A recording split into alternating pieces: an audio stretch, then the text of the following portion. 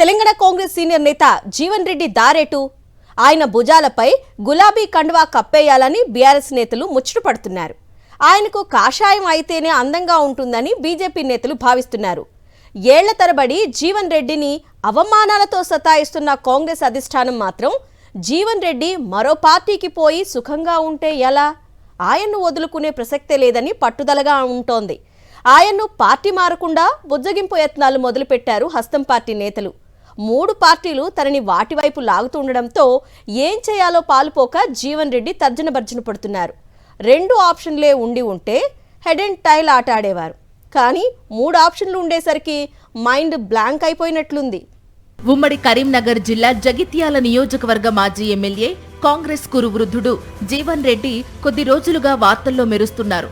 Congress high command తనకు ఇవ్వాల్సిన విలువ కానీ గౌరవం కానీ ఇవ్వడం లేదన్న భావనలో జీవన్ రెడ్డి ఉన్నారు.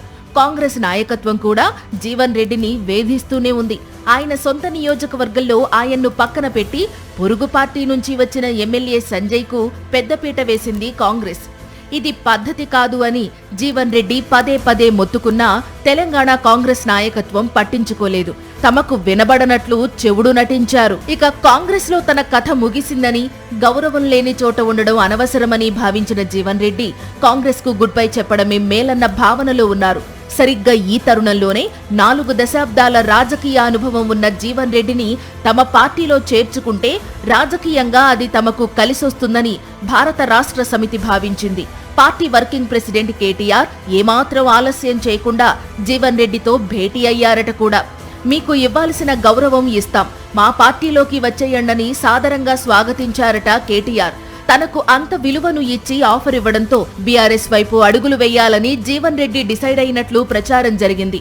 బీఆర్ఎస్ అధినేత కేసీఆర్ సమక్షంలోనే జీవన్ రెడ్డి దర్జాగా ఆర్భాటంగా గులాబీ పార్టీలో ఎంట్రీ ఇస్తారని బీఆర్ఎస్ శ్రేణుల్లోనూ ప్రచారం జరుగుతోంది. మీరు పార్టీ మారుతున్నారా, అసలు ఎందుకు పార్టీ మారాలని అనుకుంటున్నారు అని మీడియా ప్రశ్నిస్తే జగిత్యాల బీఆర్ఎస్ ఎమ్మెల్యే సంజయ్ కుమార్ కారణంగానే తాను పార్టీ మారాల్సి వస్తోందన్నారు జీవన్ రెడ్డి. ఈ విషయంలో కాంగ్రెస్ పార్టీ అధిష్టానానికి బాధ్యత ఉందని జీవన్ రెడ్డి నిర్మోహమాటంగా స్పష్టం చేశారు. జీవన్ రెడ్డికి గులాబీ పార్టీ ఎరవేస్తోందని గమనించడంతోనే బీజేపీ కూడా అప్రమత్తమైంది.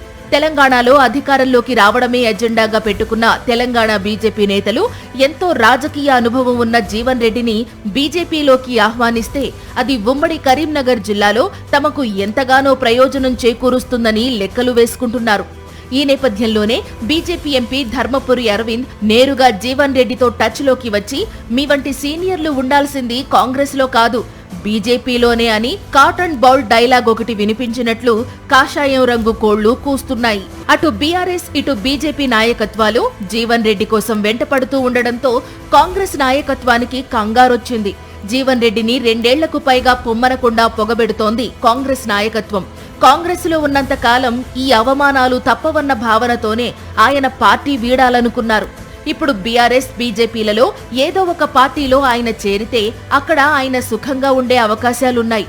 ఆ అవకాశాలు కూడా ఆయనకు దక్కకూడదని కాంగ్రెస్ నేతలు భావిస్తున్నారేమో తెలియదు. కానీ జీవన్ రెడ్డిని కాంగ్రెస్ లోనే కట్టిపారేయాలని హస్తం నేతలు అనుకుంటున్నారని ప్రచారం జరుగుతోంది.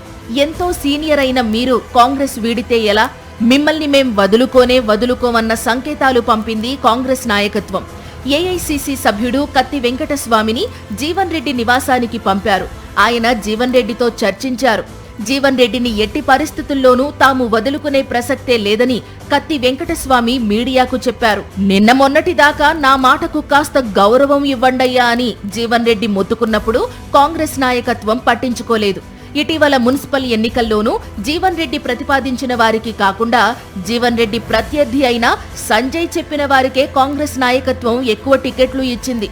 ఇంతలా వేధించిన కాంగ్రెస్ నాయకత్వం కనీసం ఆయనకు సముచితమైన పదవిని ఇచ్చి అయినా పార్టీ వీడకుండా కాపాడుకుంటుందని అనుకున్నారు. అయితే జీవన్ రెడ్డికి ఎలాంటి పదవిని ఇవ్వలేదు నాయకత్వం. 2 రాజ్యసభ స్థానాలు ఖాళీ అయితే అందులో ఒకటి జీవన్ రెడ్డికి ఇవ్వాలన్న డిమాండ్ వినిపించింది. అయితే నాయకత్వం మాత్రం జీవన్ రెడ్డిని పక్కన పెట్టేసింది. ఇప్పుడిక తన మానాన జీవన్ రెడ్డి తనకు నచ్చిన పార్టీ వైపు అడుగులు వెయ్యాలని అనుకుంటోంటే అబ్బే అలా ఎలా వెళ్లిపోతారు అని కాళ్లకి బంధం వేస్తోంది చెయ్యి పార్టీ.